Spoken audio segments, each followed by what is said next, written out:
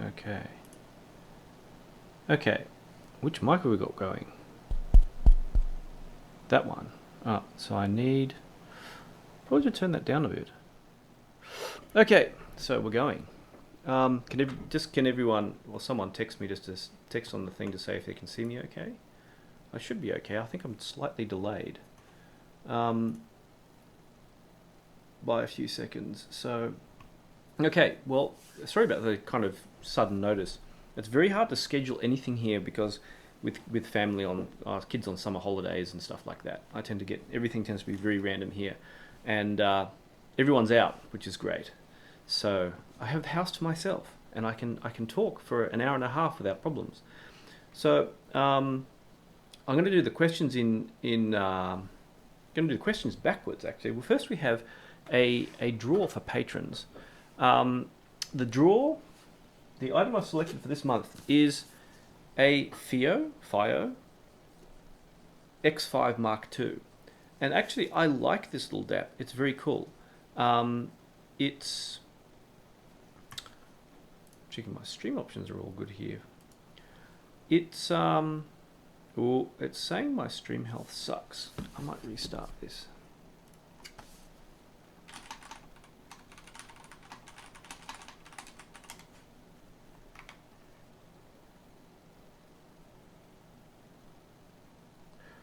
Let's try that again.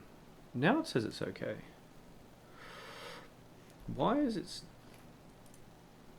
Okay. I want to see if this I show up first. Ah, there we go. That's better.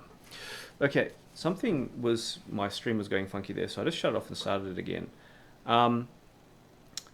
So the weather here, someone just asked, it's actually pretty calm. It's somewhat windy. If you haven't already seen, there have been a couple of typhoons pass. They passed, if Kyushu's in the middle, one passed over to the side and hit Korea, and then went around and hit Korea. The other hit the place that was flooded very heavily, which was Kurashiki, and kind of the middle, southern Honshu. Honshu is the main island in the southern area, and it also probably hit, there's another island south of that probably hit as well. And it just last night there was some wind and rain, and that was it. That was about as exciting as it got. Everything for information about weather here, everything here is very, very heavily reinforced because we have typhoons, tornadoes, tsunamis, volcanoes, earthquakes, and even missile threats from North Korea, which makes life more interesting. So you can imagine that if you see, I've got a really cool video, I can probably try and stream it, of what some heavy rain looks like when I was living in another apartment. And you could see, like, I was living opposite, there's some apartments opposite, and you could see them turning literally into a waterfall as the heavy rain came down. And we'll just, the thing you get, I've got some really cool screen snaps of the radar sign, and you'll see like Kyushu, and then you'll see this spot of just solid, like heavy color where it's just bucketing down 100 millimeters an hour, 4 inches an hour. And it just hammers the crap, you just get completely hammered for about an hour or something like that, and then nothing, and it just stops. So we get very random heavy rains here, and unfortunately you've got occasionally, once about every decade, we get like a few days of heavy rain, and that's where the real damage is done, because what happened in good old Kurashiki is so like most of Japan, if you look at the Google satellite view of Japan, you'll see it's mostly mountains in the middle, and all the main cities and whatever are in the flattest areas, kind of near the sea. So the problem with Kurashiki is a flat area in a valley. So you have the mountains coming down, and then this flat area, and then more smaller mountains, and then the sea. And what happened is, because of the heavy rain, the rain that went all flowing down the mountains got trapped in the valley where Kurashiki was, and they couldn't. And to get past the mountains on the other side between it and the sea, well, that's kind of where the problem happened. And so it's very, very steep mountains here. Anyhow. So that can be, where I am is not a problem, I'm on a hill, but even up on a hill, the rains can get so heavy that the drains overflow. It's pretty impressive when you're driving on a hill and the road is literally a river. Not a heavy river, I mean, you've got like a few centimeters, but like when we had heavy rains down at the bottom of the hill, it was like literally driving through a lake. So, although, a lake which is about that deep, but still it was pretty impressive and kind of scary. So, but where I am is pretty safe. And when you buy a house here, They also provide information about the land and how susceptible it is to landslides, and I'm on a non-susceptible area. So round kind of half a kilometre down the road, they actually have a hill which is susceptible to landslides. So they have not had to suffer that. But the main thing is you get kind of in the notifications the warning areas where they've had landslides and they said evacuation in such and such an area and such a block or such and such an area because they've had landslides. So there were a few of those last time. So now I'm going to answer questions. First, I'm going to do three things. First, I want to draw stuff for patrons. Thank you, everyone who supported me. Has been a huge help. I haven't been quite as prolific as I hoped. I've actually been working on a lot of stuff in kind of getting stuff reorganized. I had to start with cleaning my aircon, which is moving everything out of the way. I was also waiting for another product, which I will show you a picture of. And if I can get OBS to play nicely with me. Let's just check I've got the right one. Now if I pop this up, and of course the image is too large. Hold on a sec, let me just resize it. This software really drives me nuts. But anyway, this is called the Centrance Mixer Face R4. And it was actually 4 years ago they put this up on Kickstarter, and they didn't charge enough or whatever, or ran out of money, or there's some issues anyway. So he redeveloped, while he was waiting to be able to get enough money by selling stuff and just running business in general, he redesigned it into this really cool little 2-channel interface, which has everything in the kitchen sink as far as you can build into a small product. And it's really cool, and I've been using it, and you're hearing my voice through it now, which is why it that's literally where it's sitting. I literally took this picture like 5 minutes ago, and it works with my existing mics, thank God, which means I don't have to buy a lot of stuff. But I've been waiting for it, so I didn't have to spend any more money, and it just arrived, and there's my mic problem solved. But in the future, I'll probably get a nice set of mics for doing interviews. That's the plan anyway. So that's the mixer face. So and it's just kind of bolted. It's just, you can see the tip of the microphone just here. So that's been really helpful, because now I just need a really long mic cable, but I can actually, this is the next thing I'm going to do is, patrons have seen this. I actually uploaded a 4K video taken with, of all things, an iPhone 10. So I have this extendable arm thing here, which is designed for holding an iPad, and will also hold an iPhone. And I did an experiment where I put mounted the iPhone just above my desk. Now, and did close-up shots, did close-up video of IEMs, and I thought, why is this relevant? Well, because one of my tripods broke. Actually, the tripod I was using to do close-ups used to sit here above my computer and then point straight down to my desk. So anytime I wanted to, I could just start up and do video. Now the problem is that tripod's now here, and I don't have a tripod above my desk. So I thought, how am I going to do this without? And I was going to go out and buy another tripod, but then I found I experimented, and the mixer face arrived, and I can actually do the entire video on my iPhone 10, and the quality is really good, which is sort of surprising and sort of not surprising. So that's that problem solved. Actually, the quality is it's less hassle than with just get some software for this. It's less hassle to do that. I could do it in 4K if I wanted, but the storage space for it is like a couple of minutes is like a couple of gigabytes. It's ridiculous. So I think I'll just keep to 1080, but the quality is good enough anyway that I didn't have to worry about. And the software I can adjust everything, and like I would normally adjust on the camera, so it's going to be fine. Speaking of that, and that's thanks to again, of course, thanks to patrons for supporting me.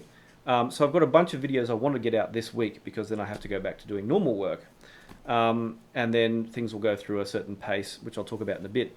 So what I did is I selected the X5 Mark II as the giveaway DAP for patrons this month.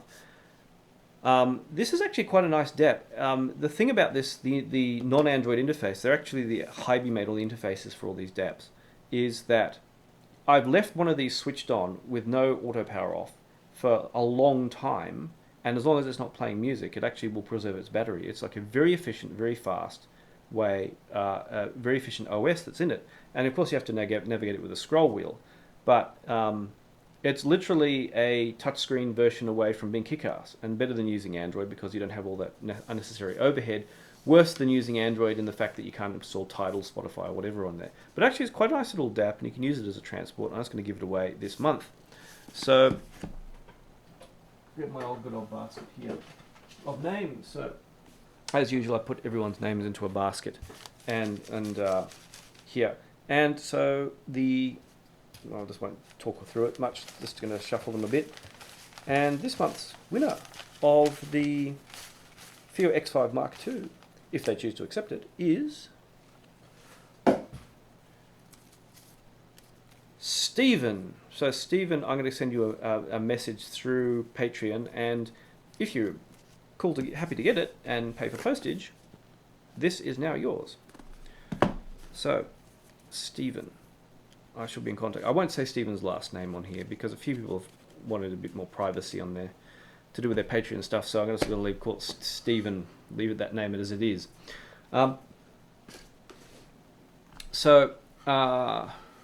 Questions. We don't have a lot of questions, actually. I think this was asked last time about music quality.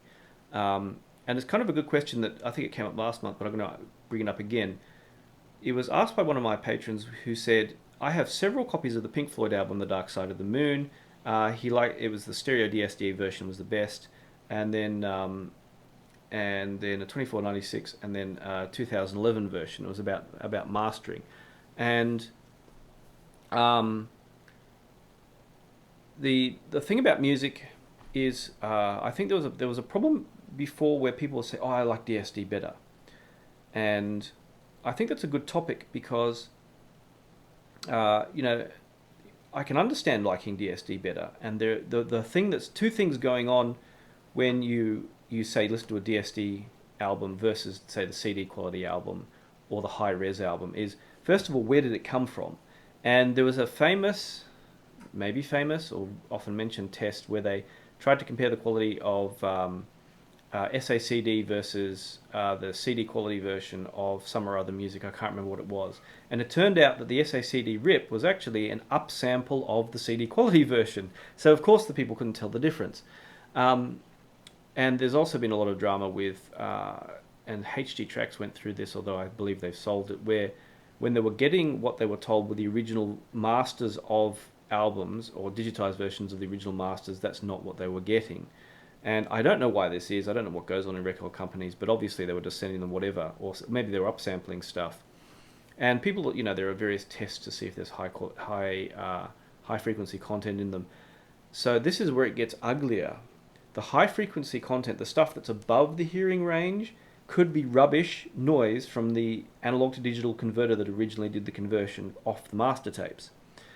And there's Dan Lavery, I don't know if it's still available online, he wrote a whole white paper on years and years ago why he would not do analog to digital converter that was above 2496, and he said because all that high frequency stuff is just noise from the conversion. And Rob Watts has come out and said much the same thing anyway, so it's been confirmed by other people.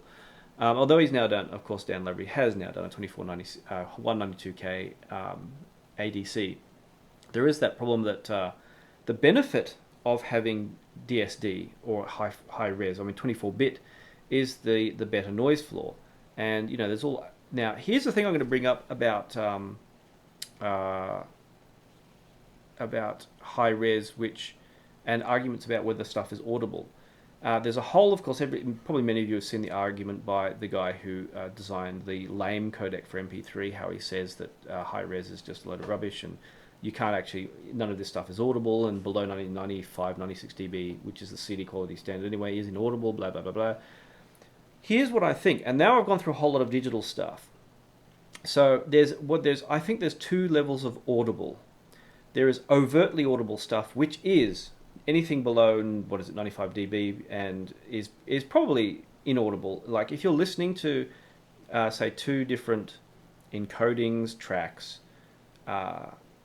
whatever it is you're listening to, or two different things, if there's a sound, and like an overtly audible sound, like say you're listening to there are some Chesky recordings where you can hear someone shifting in a seat in the background, it's very faint, or how clear the trucks are outside the window on Amber Rubath, because it was in a building where there was noise coming in through the windows, or the birds chirping, how clear they are, that kind of thing. We're getting right down there into stuff that's overtly audible.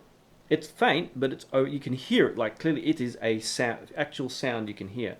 But the second thing is stuff to do with your body's perception of, say, depth or width of the sound stage. It's not an overt sound like something like a drum hit or some movement or something like that. It's nothing like that, but it is the as you know, people talk about who are very into digital, how the reconstruction of the digital signal reconstructs the timing of transients and like timing and that kind of information, which has to do with how we perceive the distance of something away from us, or the kind of how we mentally perceive the area around us, has to do with that kind of not overtly audible sound. So even if you test two things and you can't hear the difference between whether you can hear a difference in overtly audible sounds between two codecs, two pieces of equipment, to whatever, that doesn't mean you won't feel that this has better depth, like this product produces better depth and this product doesn't do it as well, or their sound stage is narrow, or that kind of thing. That isn't overt sounds, and that's why I think there's all this argument gets stuck on the overtly audible sounds only, and that's why a lot of stuff we pick up, which I would totally admit I would fail on about blind test, because I'd be listening out for overtly audible sounds when really a lot of the difference between equipment has to do with quite valid scientific issues with how electronic signals pass through electronics, and how they are in digital to analog converters converted back, and how that's the timing and other issues of the signal are screwed up. And this comes back to DSD as well, because it is known to make it sound softer and more pleasant and more nicer, and it has a kind of very good, it has very low noise floor in the audible hearing range. Now, sorry if I'm not reading the chat now. I'm ranting, but it's known that the initial transients of music transients in DSD are known to be poor, especially regular DSD 64. You need really high res DSD to get any of that back, and so it tends to sound softer and more pleasant. And with a lot of DACs out there having only a very low tap count, they can end up sounding kind of harsh and digital. And so the DSD, because it kind of softens the transients, sounds softer when played back through these DACs, and also because the DSD doesn't go through the DAC's filters. So because it's essentially unfiltered through the DAC, it will sound different depending how the DAC is set up. So the problem there are so many things going on when you're dealing with high res.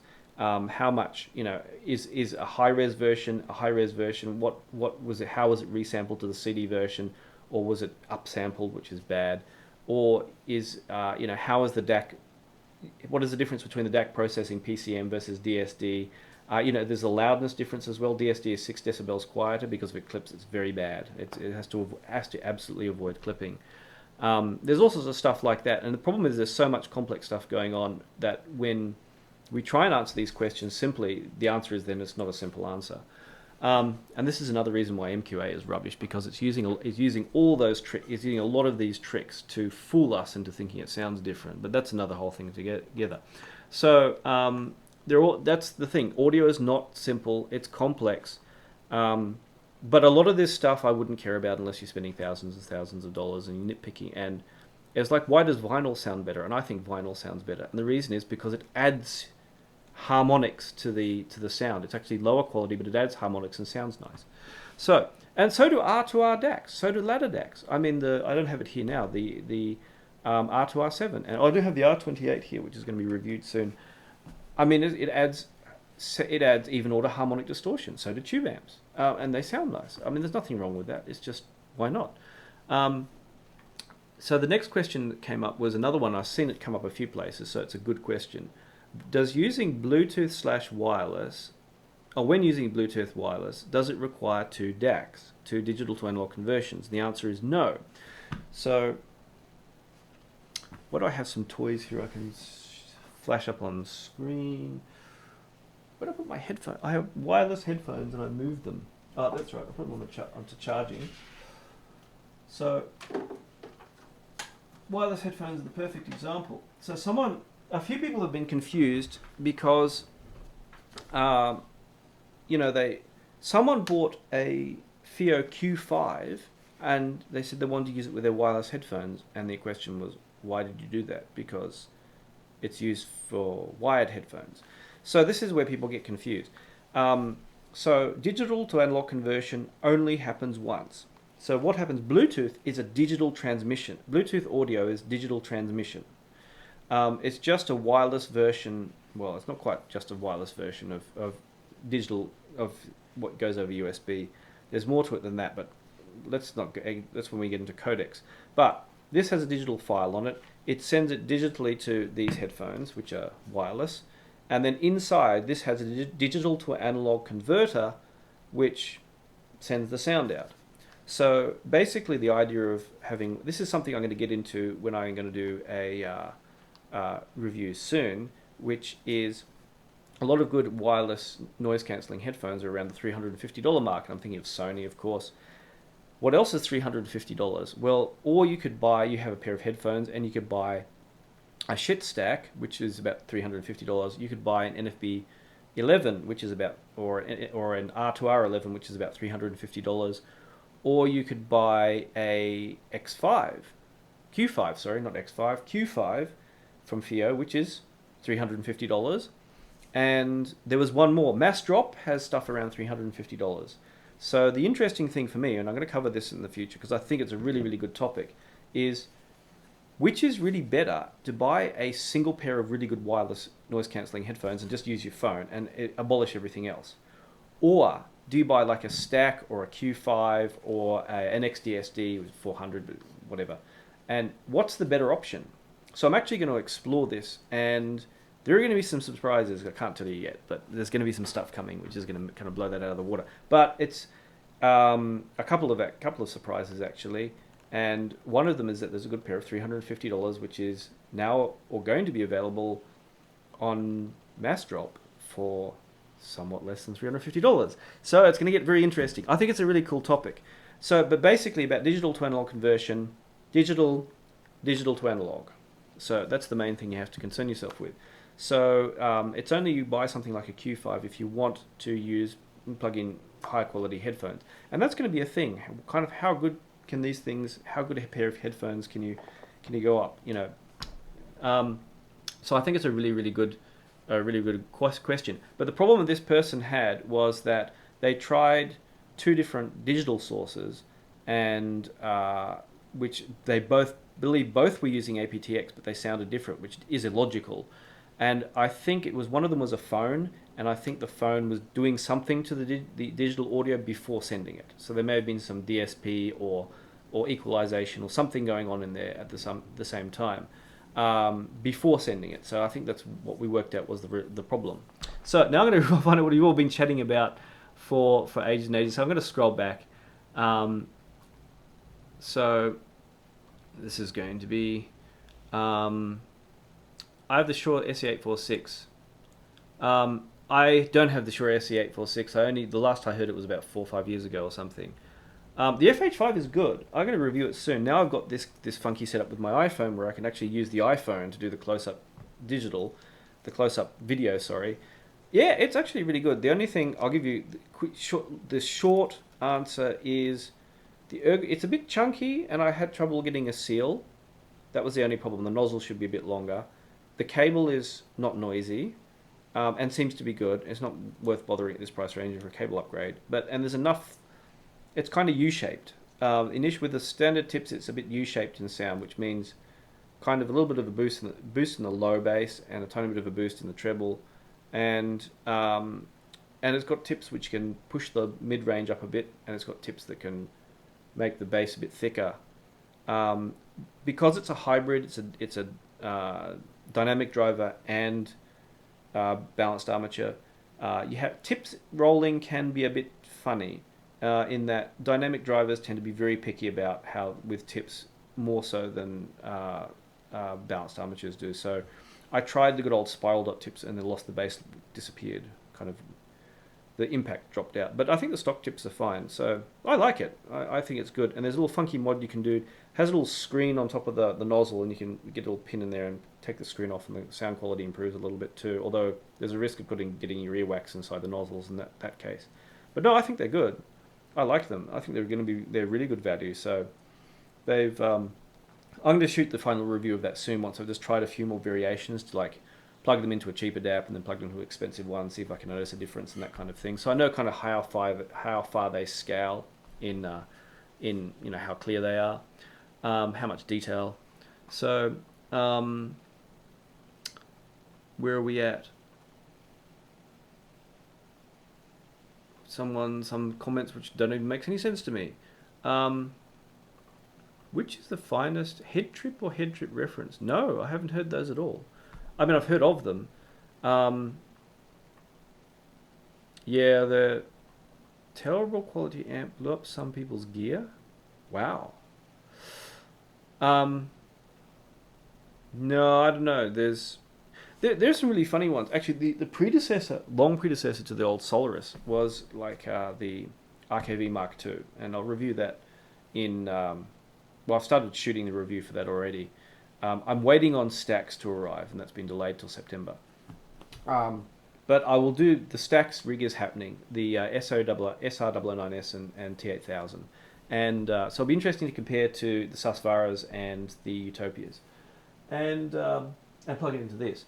But the original one was the RKV Mark II, and that had a separate impedance box.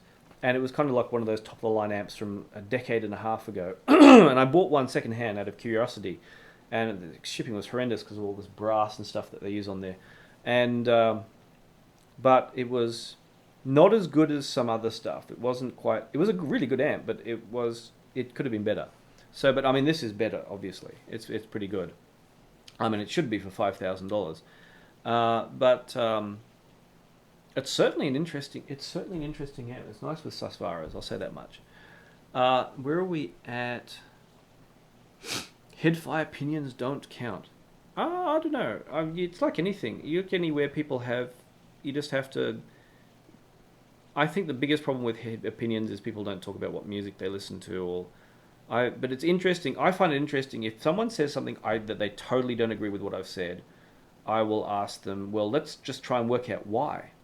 And we'll go through everything they use and all their music, and maybe it's just something in what they expect or whatever. And I was talking to Critical, I don't know if he's around, who's and he disagrees with me on a lot of stuff. And what I thought would be really cool is when he's in Singapore next, because I'm not actually that far from Singapore, it would be cool if there was some way I could go down there and actually meet up with him, and we could hash out all the stuff we disagree on.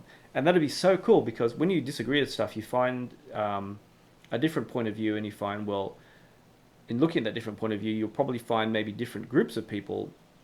They have a certain perspective, and then in the future, when I review stuff, I can say, well, people who have this kind of perspective, or this kind of, like, often it's just musical taste, may not like this product, but people who have this kind of musical taste, or this perspective, or this expectation would like it.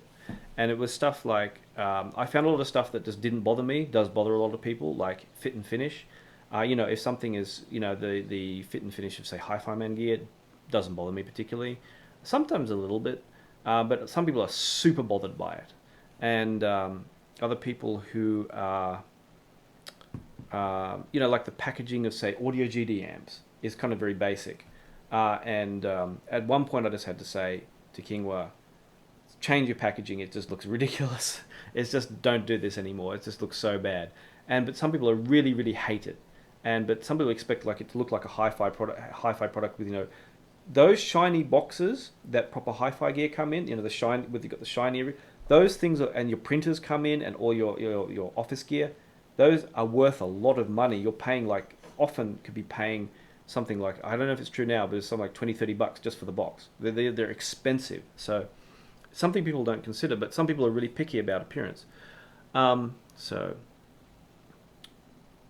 to scroll down and see what else is something about Abyss and being squashed. I don't know. Hi D2 girls, thanks for joining. It's interesting, good to see you here. Wells Audio Head Trip reference. Well, I have friends who've tried them who liked them, but I don't know. DIY, a lot of this stuff is handmade, and there's always a little bit of a chance that something can go wrong. So, with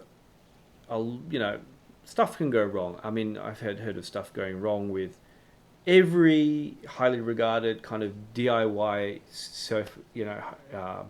DIYer who became or person who made their own amps, building their own amps by hand. I've heard problems with everyone except Woo Audio. It's probably the only company where that hasn't happened. I think because they've been going from way back, and they're super perfectionist. Jack was super perfectionist about how he does stuff. Everyone who hand built anyway, and even stuff that was not hand built but machine built, there have been occasionally problems. So you always hear about stuff happening with someone somewhere. Let's have a look. I have an HD800 Iggy which I love. Which SS amp would you recommend? Well, thank you for the compliment on my video. HD800. Well, the thing is, they're pretty easy to drive nowadays. It's not a hassle. So, well, the Iggy's probably works better balanced. So, the advantage of that, you want to get the most out of the Yggdrasil, is probably to use a balanced amp of some kind. But I keep something up in that kind of general price range from about over the $1,000 mark at least. So the ones I've had, I can only talk about the ones I've had here. The Master 9 is excellent. It's kind of, but the problem is that people tend to find it a bit too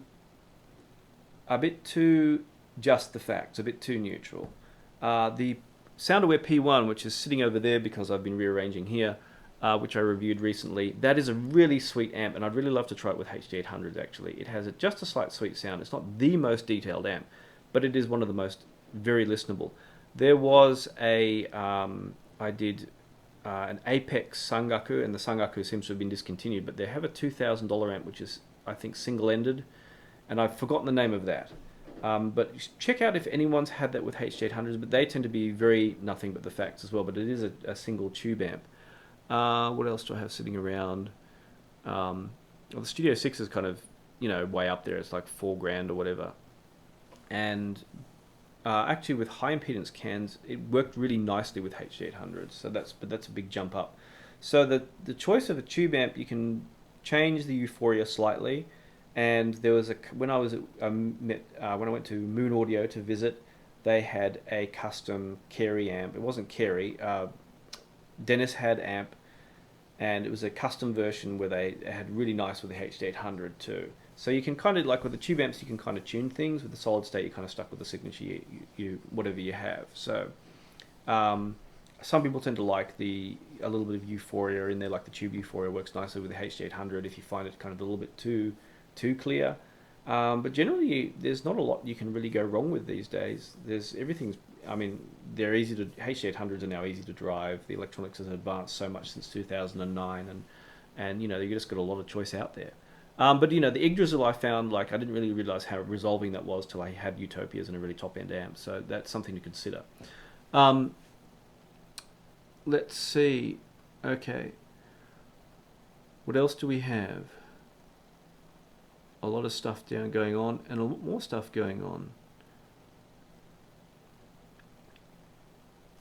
I want to try the Yggdrasil with speakers, actually. I want to see how much, try all the depth stuff going on, but I've got space. I could put speakers over the other side of the room. I've thankfully got a big room. The problem is then I would have to get bass traps and all that kind of thing, because it would just be a mess. Or I could just put better speakers in near field, which is something I'm considering doing. The Studio 6, what happened was, if you may have missed, I had to have the aircon, which is sitting just above me, cleaned. And that means you have to get everything out of the way, which means I literally had to strip all this off, take everything off, put it over the other side of the room, disconnect absolutely everything, shove the whole desk and everything out of the way so the cleaners could get in, and then reassemble it. And because my air conditioning was filthy. And I've got a nice video of a bucket full of black water to prove it, which I won't try and track down. It's somewhere on my computer. And that was really disgusting. But I haven't put the Studio 6 back yet, because on here I'd sat the Pro IDSD and Pro ICANN for the Pro ICANN review. And the next is coming up, the Pro IDSD, R28 and everything. And it's easier if I'm doing a video just to sit it on top here, stuff on top here. So the Studio 6 is sitting on a rack over the other side of the room, along with a stack of amps sitting down. The Pro ICANN What else is down there? Soundaware P1 and NFB1 amp are actually sitting all over there. So I was going to bring it back just for the video, but I couldn't be bothered. In the end, I ran out of time. So what else do we have? And I've lost my place. Okay. What happened? Oh, there we go. I found it again. So, best option for $350 depends on lifestyle. You are correct. But it's interesting. I think it's just interesting now how the quality of stuff has improved. Like I said in the, I was just writing up the Q5 review, and the Mojo, came. I was like, wow, that's just fantastic sound. It's like the original Hugo, almost as good quality, but for $600. And I thought that was fantastic. And now you have then the Pro, not Pro, the XDSD comes out at 400 with wireless, and it's almost as good sounding as a Mojo. And then the Q5, which is 350, and of course then modules are like $99 or $95, which is kind of a bit of a killer. And that's and the sound quality, depending on what music you listen to, could be considered almost as good as an XDSD or Mojo. And the quality has come shooting down. That's really fantastic. And Massdrop has pushed that along too. Shit Audio has pushed that along. So kind of the $350 mark seems to be kind of like the entry level, high end. I don't know. Maybe. I mean, the quality of stuff. I mean, but the other thing is, I'm starting to think, if people don't already have really good headphones, they may as well just buy noise cancelling Bluetooth ones, because then they don't have to worry about all the equipment complications, and they all sound pretty good. But if you wanted to, you want to get a particular pair of headphones, or you just do want to have the kind of desk stack, well, that's going to be different, or high-end IMs which don't come with Bluetooth. I mean, there are Bluetooth adapters, and I have one floating around here somewhere, which I got with the Ultimate ears. And the only thing is it doesn't do aptX, and it's like, why? And then with LDAC, apparently Sony's been selling the LDAC licenses to everyone and their dog. It's kind of like everyone's now, oh, why don't you have LDAC? So I can imagine, if you can imagine, say, something like an updated Q5 with LDAC, and that would be fantastic. And they've said they can't update it, unfortunately, which sucks. But I have some ideas actually for FIO, which I want to suggest for a really kick-ass Q5. But I mean, it's just the value has been pushed down so far with wireless now. It's kind of pushing even into like, shit audio, and your O2 and ODAC have become irrelevant. Look into a Xanadu. Yeah, I mean, is he not Craig isn't retiring? I don't know. I've heard stuff about him retiring. I was just glancing around.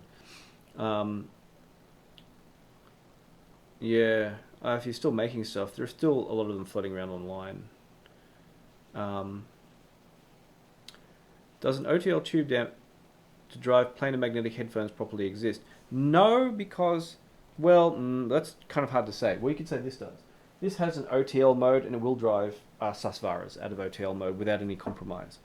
There is a thing you can do. Let's say you have 60 ohm headphones, and you output of your, and the headphones are completely impedance. They're flat impedance, 60 ohms all the way through the range. And then you have the output of the amp is exactly 60 ohms, the output impedance of the ohm, then you're going to have no problem. It's going to match. And there used to be there was an amp in Japan, and I've just forgotten the name of it, which did this because Audio-Technica's, almost all their headphones were 40 ohms, sorry. And I think still may be all 40 ohms. And what they did is this particular tube amp's output impedance was 40 ohms. So it was considered a really great match with Audio-Technica. So you can do that. And I don't know what the output impedance of this is. I wouldn't be surprised if it was 60 ohms because it worked great with the Susvaras. So that you can do. But normally it's, you don't do it. It's just, it's usually would consider a tube hybrid or something like that. Or just a solid state amp. So it's kind of a little bit more complex than, but I mean, you wouldn't buy something like a Valhalla. A lot of people ask me, oh, I have planar headphones, should I buy a Valhalla too? And the answer is no. Simple as that. Don't do it. It just does not sound good. So it's not always quite so straightforward. So a functional dock. I haven't tried the Glen amps. That'd be interesting. But I think a lot of it does have to do with impedance and the way the amp is designed, and the particular tubes it's using, if they can also deliver high current and high voltage. And I am not a tube expert. I only know the bare minimum. So, which kind of sucks. I should learn more about this stuff. Next questions. Water WA5. That actually, you have a point there. WA5. That I've heard of the Abyss, and that's fantastic. But it's very, very kind of warm and mushy sounding. But it's very, very nice to listen with. Cheap IEMs for my kid. The Shozy Zero are the only ones I've tried, but there's a lot of stuff now around for $50, which is actually decent. But generally, kids are going to pull the wires out anyway. I gave my daughter some random pair of IEMs I had for listening out of actually using to listen to stuff when she was actually studying. What do you think about the price balance between headphones and DAC amps? For example, is it worth it to get a $1,000 DAC amp and having a $500 pair of headphones? Yeah, that's a good question. Depends on the particular models, and it depends if. Let's take a few different thoughts. Let's try Sony Z7s. They were about $700 retail. Their street price was kind of $400 or $500 or something. They occasionally showed up even down as low as $300 and something. So, do we consider that a $700 pair of headphones? With a few mods, you can actually improve the sound quality. With the tape mod, it pushes up the sound quality. And this is a $1,000 DAC amp. I'm going to say yes. For the Sundaras, Hi-Fi Man Sundaras, they're $500. They're probably going to go down in price because this is Hi-Fi Man. I bet they're going to be at $300-400 later. Would I use them? Would I pay $1,000 to use? I don't know. I might actually, because they might be. I haven't tried them yet. They might be a nice pairing. I don't have a balanced cable for them to try them yet. So, if you really like a pair of headphones, I think you're going to be pushing the limits of of value, and it's the same with the Shit Audio Yggdrasil. As I said, I didn't know how good it was until I had Utopias, and of course a kick-ass amp to use them with. So, I mean, I'm not going to say entirely that that's a bad thing, but it's kind of maybe with say $500 headphones. Yeah, $700-800 headphones. I don't think I'd have much of an argument, but it depends on what company and you're going to be maybe a bit. I'm going to reckon that you're going to be a bit off. Like the headphones might be not quite as resolving as the DAC amp in many cases, but I mean, if the DAC amp you really like, I mean, if say the R28 is kind of a euphoric sound, if you really really like the combo, I mean, who cares? I don't have an opinion on the HDV H20. People keep asking me I should borrow one now. Let's see. What amp am I using now? Most of the time, I actually just use the Focal Utopia straight out of a Hugo 2 with a good transport. Adorama has a big sale on the LCD 3 and 4. I used to have an original non-phaser LCD 3 and I really liked it, but they have a particular slightly more listenable but slightly less accurate kind of sound. But they can, with a really good amp, sound really fantastic in that way. So it's like the headphone equivalent of a tube amp, of a big tube amp in a sense, to me anyway. You're not the first person to say I should take over Inner Fidelity, and I feel sorry for that guy. What is it, Rayfar? No, I don't know if I pronounced his name correctly. I mean, it's like if someone let's say that John Atkinson quit Stereophile, and then someone said, Amos, please take over Stereophile. I'd be like, no, I'm going to die. It'd be like the same level of disaster. I feel sorry for the guy. He's been thrown in the deep end. It is completely stupid. But I feel truly sorry for the guy. It would be like if someone put me in charge of Stereophile. What would happen is all the old guys would quit, and all the old team would quit, and I'd have nothing. And I'd be like, oh, I've got to learn all about 2-channel. And not that I know nothing about 2-channel, but I don't know anything. I don't know enough. It would be shocking. and it's the same level of shocking. So I feel sorry for the guy, honestly. Um, I don't know if I'd ever do something like take over inner fidelity. I'm just gonna do my own thing. I would never. I think in the end, for me, I just like doing my own thing, and then I don't have to. There was one of the writers, of course. This is public, so it's online. Uh, um, I was forgotten his name. Wanted to post a review, which was and he wasn't allowed to post his review on a site. I don't think it was Infidelity because it was too negative, and so he posted it on Headfi, and it's like that. I mean, just say what you say and have an opinion, and sometimes that's all I can think of, and I think that's the thing I like doing about my own thing. I can say what I feel, and I try and be reasonable about it for everyone's sake. And in the end, I don't have to. I don't have any editor who can complain. Do I have heard the Burson amps? No, I haven't. Now they've come down a lot in price. They might be interesting to check out, but they had problems for a long time with like bad volume pots and not being so great value and stuff like that. But it'd be interesting to try them now, which is really funny because I'm Australian and they're an Australian company. Woo amps are not crap. As far as I know, I've never heard a complaint about a Woo amp. Put it that way. Ever on Headfire in 10 years or whatever, I've never heard a complaint. But yeah, not everyone agrees with his pricing. I'll say that much. I mean, you don't have to buy his stuff anyway.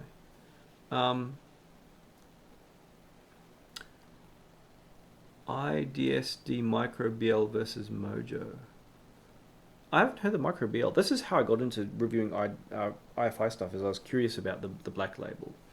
But I can say the XDSD was the chord gear produces better depth and sense of realism, very slightly, and the IFI gear has a slight warmth, but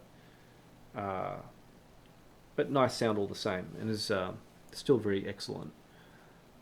Big amp in the back. Okay, it's called an Audio Valve Solaris. An Audio Valve is a European company run by a guy called Helmut Becker, and he makes hi-fi gear using a particular circuit which he patented many, many years ago. And you can actually find the circuit online. It's a tube circuit, but it's compensated. It's not compensated. I've lost the word. The tube, a bias is set through an op amp, and I think there's something else funky about how it works as well, which I can't remember. And he doesn't care if you DIY it, but he can't make commercial amps based on his patent. And so he uses particular tubes that you don't roll. It's not an amp that you roll tubes or even the biasing op amp with. Although in the older version he didn't care if people did. This one I'm not allowed to. But it's an interesting amp all the same, and it's a bit expensive, $5,000, but it does stacks and it has a phono stage as well. And if you pay an extra $1,000, it has a DAC. So it's a kind of, if you're the kind of person you know nothing about audio, you have a lot of money, and you want a really nice amp that does everything, you just buy that. It's kind of everything in the kitchen sink thing. It does speakers. It gets 12 watt output, so it will do small speakers. It can act as a preamp too, although you can't switch out the preamp functionality, unfortunately. You can switch out the speakers, which would be crazy if it didn't exist. And it's a really nice sounding amp. It's really nice with pretty much all headphones. And if you can adjust everything, it'll do super low impedance, it'll do output transformerless, it'll do stacks. It has the gain switch goes from 0 gain to plus 18 dB. It's pretty much of a monster. It's like going from 9 o'clock on the volume to 3 o'clock in an instant. It's a bit dangerous. I have to make sure I don't blow anything up when I plug stuff in. When will the R28 review be uploaded? When I shoot it. And take pictures. So it's a big thing. I've got to take pictures. I'm going to try. I've got a friend who's a photographer. I'm going to see if he wants to take pictures of my stuff, because I think he needs some promo there to get his business started again. Any comments on the Mastrop R2R DAC? I'm bugging them about getting one, but they don't. We're working on it, and then I'll tell you. Any views on? Let's see. Try to scroll down. The scroll keeps jumping suddenly on me. Any views on eddy current? Nope. I think no, none at all. But I've heard at a meet I heard eddy current amps a couple of times, and I guess they have a particular signature that some people like. They can be very detailed with a slight touch of euphoria. I think it's like those tubes. I don't know if I don't have them sitting here.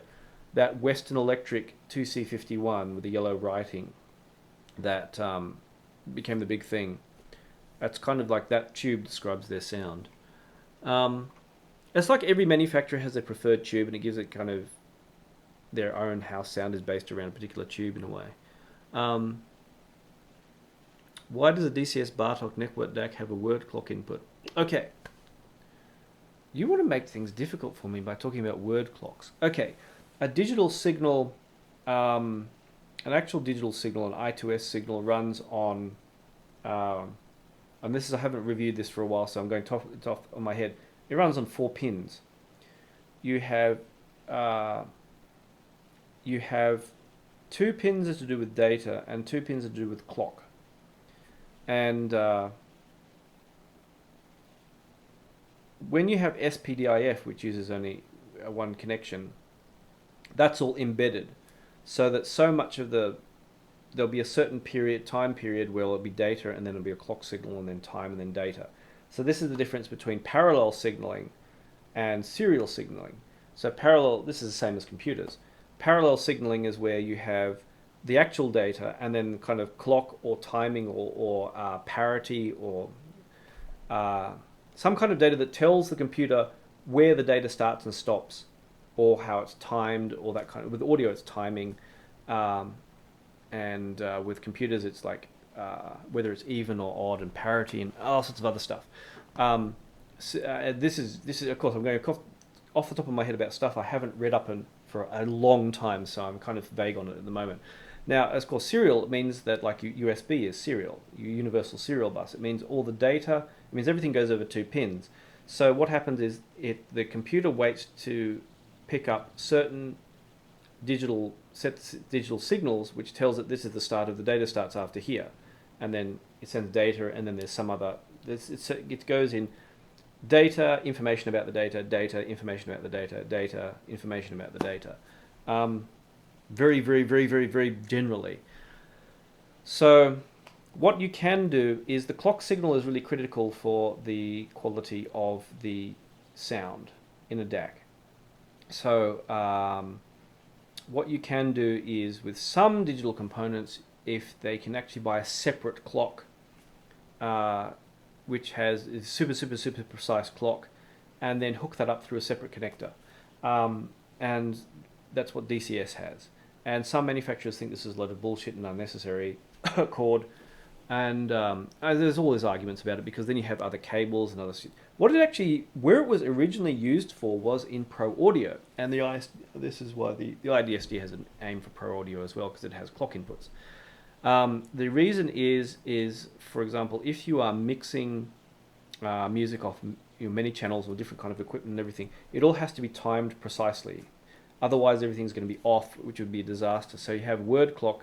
If you have one clock signal from one component, it times all the other components in the chain, and that means you don't have stuff firing off, because digital, the various digital components will each have some kind of delay, or some kind of slightly different timing, and you need to have it all synchronized. So it's originally a pro audio thing, and it's been hijacked by companies like Esoteric and DCS, who like to sell very expensive components with very tiny little precise components in them, which is, depending on your point of view, either fantastic or a lot of rubbish. But anyway, that's the kind of long, short answer. Any thoughts on good amps for ZMF? I've got to borrow some ZMF cans. That's my answer. Okay, so we're at the end. They use eddy current uses transformer coupled, which kills dynamics. I think it depends on the transformers. This can be either, and its dynamics are the same. It's quality of transformers. So, if a transformer is a large component, the quality is an issue. I was talking to Tim DeParavicini, and if you don't know who he is, he's a very famous amp designer in England, and he has a house in Japan, about an hour or two. I always can't remember which direction I'm thinking. An hour or two that way from me, and someone asked him at the Tokyo show, about quality, about transformers, or where do you get your transformers from? He says, "What do you mean, where do I get my transformers on? I wind my own transformers." Very, very old school. Is there any point in USB to SPDF and plugging my PC into a Gen 5? No. Gen 5 iMac to Gen 5 versus Pro IDSD to Gen 5, nothing. So Mike Jason and Mike have nailed it. Nothing I could pick up. So no, what did I compare? It was iMac direct to Iggy, which it is now, compared to my Singer F1 to SPDIF, I think, and nothing. Couldn't pick anything up. And the Singer F1 was powered by an iFi iUSB 3, so it was as good as I could get it, and so nothing. I mean, if there's anything I could pick up, it was nothing I was going to pick up, nothing that I was going to notice. But it'll be interesting once SoundAware, hopefully I can borrow, they have a new transport coming which is Rune compatible. I told them no point in reviewing transports if they're not Rune compatible. So ZMF Auto used HEKV1 or Stax Limited L300. That's too complex. They're all going to be radically different. What music do you listen to? Most people probably, I'm guessing, would like the ZMF better. The Stax have their own kind of particular sound. If you haven't heard Stax, you've got to try them in a meet. They're totally different. It's a totally different thing. If you like to hear very delicately how the music wafting in, and as I joke about, gently caressing your ears, that's Stax. If you like impact, don't get Stax. I mean, you can get impact with Stax. I think the SR009S is closer to it, but the only way you're going to get anything really, really very impactful. Stax is a different kind of presentation. Planers are pretty close to that though. But you're going to be safer off with the ZMF. Probably without telling me what music you listen to. Are you more likely, unless you're like me and you listen to if you like listening to violins all day, I don't do that. Then I'd probably consider Stax. What's your favorite fun sub-bassy headphone? What was I thinking? Sony? The Sonys, probably. But sub-bassy headphone was the Cascades. Was pretty good. Cascades were pretty fun. I mean, they kind of hit that they're much like the Sonys. Actually, they're surprisingly like the tape-modded Sonys in sound. So probably the Cascades, although they're not, hopefully Ken will fix the headband to make it more comfortable. Stax lacks dynamics if you don't have you need a super powerful amp to get dynamics out of them. That's their problem. And the problem that took them so long to design the T8000 was that getting components that can handle that high voltage was everything switching to low voltage, low power, green, and so finding stuff that could do that readily and still provide a lot of power was really troublesome for them. It took them years. You're going to be... Stax are just their own unique thing. You've got to try them first, and then you'll understand them. They're very good if you like a lot of, very delicate precision, but most of what they can do has been taken over by planers anyway. Planers do most of that. Planers are like, in some ways now, a bit like Stax, but with more dynamics. I'd probably sooner say buy a Hi-Fi Man Sundara instead of Stax. Say, I can't remember how much the L300 is, but it's probably heading to that kind of price. The Sundaras are almost like they're like inexpensive electrostat, like they're close to it, to my impression anyway. And of course, you need a bit of a bass boost, but that's the kind of impression I have. But I've got to get more Stax in and see how I feel about it. Cascade versus TH900. I haven't had the TH900 here for ages, but the problem is I didn't like the treble so much with it and didn't sound so detailed for $1,500. So that's going to be it for that. So that's where we are for the for what's happening now. And if you didn't see already, a guy called Steve earlier won a FIO X5 Mark II. What other cool stuff do I have to show? It's hard to think about in the middle of a live stream what I have to show. I'm going to show you something that's nothing to do with headphones. I'm going to show you this is a metal container. No, I tell a lie. Inside, if you've ever seen these things, before we had transistors, if you needed a calculator before your first Casio, before transistors, people used to use these big complex machines and pull levers and all that kind of stuff. And then this German guy who was actually in the concentration camps and managed to get out of the concentration camps designed this thing called a Curter. And I don't care about modern electronics nowadays. This is the most brilliant thing. I should do a video on it. This is a calculator. And it is the most amazingly, probably because it's been in a sealed container for decades, and this was used by my father in his work many, many, many decades ago. It looks almost brand new. And it is, you input numbers using these funky sliders on here. I don't know how clear you can see it, but you input numbers here, and then you rotate the top to see how many counts of that number you want. And the entire top can rotate. So if you want to do tens, you can jump up to tens and hundreds and everything. And just through rotating this thing for, one way or the other, you can do subtraction. You can do addition is trivially easy. Multiplication, because how many times you rotate it and what multiples. And you can even do long division. You can even do division with it. It's amazing. A division is insanely complex with something like this. But you can't really see what I'm doing if I don't show you close up. There's a Curter simulator online, you can see how it works if you want to see, because now of course you have computing power. But it is the precision on this it's the most beautifully made thing you'll ever see close up. And the only thing I've ever seen that matched this precision was a German Zeiss microscope, and my father owned one, and the precision on that is like nothing you'll ever see these days. I've seen nothing like it. And I gave it away actually to a guy at a university who was looking for parts for one, and I literally gave him one that was completely in top condition with boxes and boxes and boxes of accessories. The most beautiful stuff you'll ever see. But there, if you want to see something really fascinating, Curter, this is before they had electronics to do this stuff. The complexity of this is insane. I cannot even begin. It's absolutely insane. But I should do a video on it. It's just really, really beautiful product. And I kept it because I remember the kid playing with it and all this stuff. Anyway, you can't.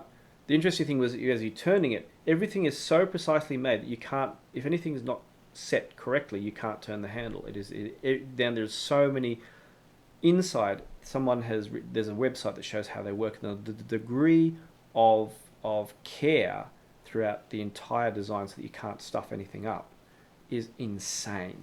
And you just don't see stuff like that anymore. And that's, as much as the electronics I have here and all this stuff, you can buy all this really nice stuff that's cheap and it's all quickly made and all this stuff. The old stuff, scrap steel 80 years ago was better than, normal steel you get nowadays, apparently. The quality of stuff that you get nowadays is just nothing compared to what you got then. And that's one thing I regret about modern life, is that the kind of precision that you got back then when stuff was made forever, is you just don't have that nowadays. But anyway, that's a bit of a rant. Last questions. Any last questions before? Any other cool stuff I have here? I don't have anything really cool, apart from all the stuff sitting around here I should talk about. So stuff that's coming up will be this. I started shooting. Master 9 will come up. Yeah, no, I'm slow about getting that. This, I'm thinking about, am I going to wait for the MQA? I don't really care about MQA. I think it's my comments on it are, I don't want to put on video, are offensive. R28. I fiddle around with firmware a little bit on that. There are 3 versions available, but I think I'll just do the review. There's nothing particularly profound about the firmware versions. I managed to get Windows installed on something so I can switch the firmware quickly. And which that was probably the slowest thing, setting up Windows. I've broken Windows breaks for me. I never use it. Ultimate is live. That will be coming up, and the FH5. So now I've got my close-up done. So I'm going to do that. And that was on the list. And there's other stuff coming, and from hopefully Stacks, Mass Drop. Who else? I've got to talk to Audio Technica. I've got to talk to Hi-Fi Man, because they've got a lot of new stuff. I'm thinking I was stumped about which headphones. I think probably the HE6 SE, since this is still sitting here. And there was something else, and I've forgotten. I have a piece of paper with it all written down. There was something else. It was... I still wanted to do the ZMF and the Tim DeParavicini's HPA4, the high-end... since we're talking high-end headphone amps, HPA4, if you've got $6,000, it's a really kick-ass amp. Makes everything sound amazing.